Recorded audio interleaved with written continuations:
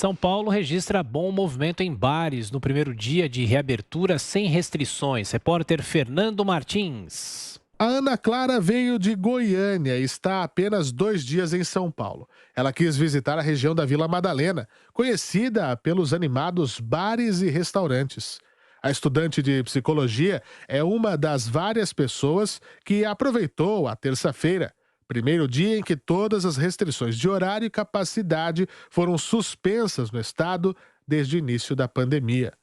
Ana Clara vê que este é um momento do início da retomada, mas os protocolos de segurança sanitários não devem ser esquecidos.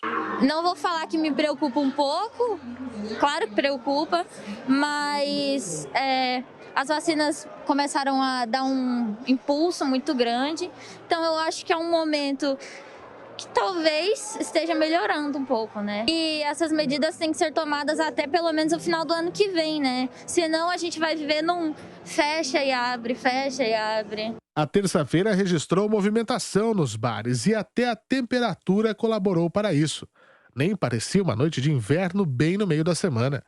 A estudante Débora Costa também está passeando pela capital paulista e endossa a fala da amiga Ana Clara.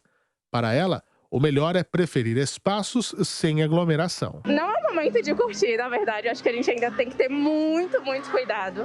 Usar máscara, álcool em gel e não bobear. E preferir em momentos que tá mais vazio, né? Meio de semana, porque final de semana ainda é muito cheio. Acho que não é um momento de fingir que tá tudo bem, tá normal, porque não tá. Mas eu acho que com cuidado a gente pode voltar aos poucos à vida que a gente tinha antes, mas com muito cuidado ainda.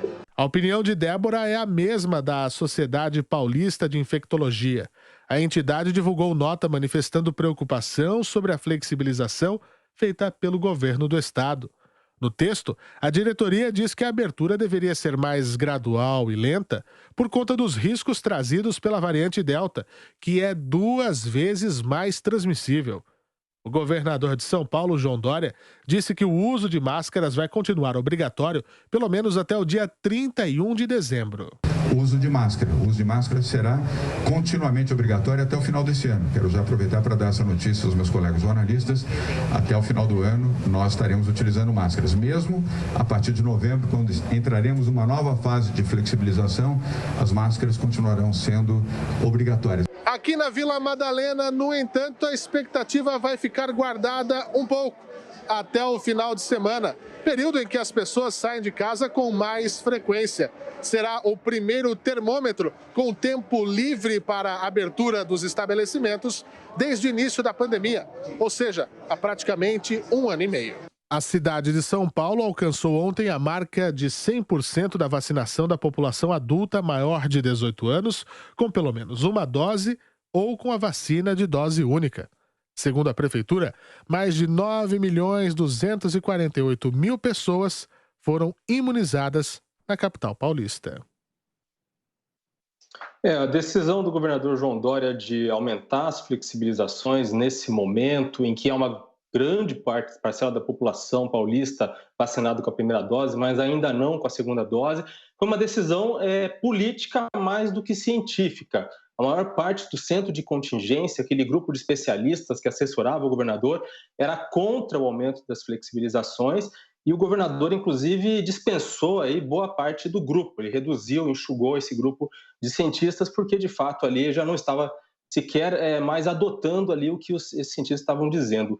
O motivo de preocupação é justamente o que a gente está vendo acontecer na Europa e nos Estados Unidos, que é o aumento de casos por causa da chegada da variante Delta. Eu dei uma analisada nos números, há um aumento do número de casos bastante expressivo no último mês nos Estados Unidos e na Europa, e também um aumento no número de mortos, ainda que a proporção do crescimento de mortos tenha sido mais baixa do que a de casos, o que pode indicar um efeito aí da vacinação e também de uma possível menor agressividade dessa variante. Na minha visão, na verdade, o que faltou ciência foi a decisão de restringir em primeiro lugar, né? Não há nenhuma prova científica robusta de que essas restrições e esses lockdowns funcionam ainda mais a médio e longo prazo. Eu quero lembrar que os Estados Unidos, os estados afetados com a variante Delta, como Flórida aqui ou Texas, né, já abriram há mais de 4 meses. Então, o problema não é estar aberto ou não, estar sem restrição ou não. O problema parece ser a variante. E parece que a virose segue um curso, como aconteceu exatamente na Europa. Então, ficar com essas fases coloridas, com essas restrições, pelo que a gente observou até aqui, parece só ter mesmo um custo econômico.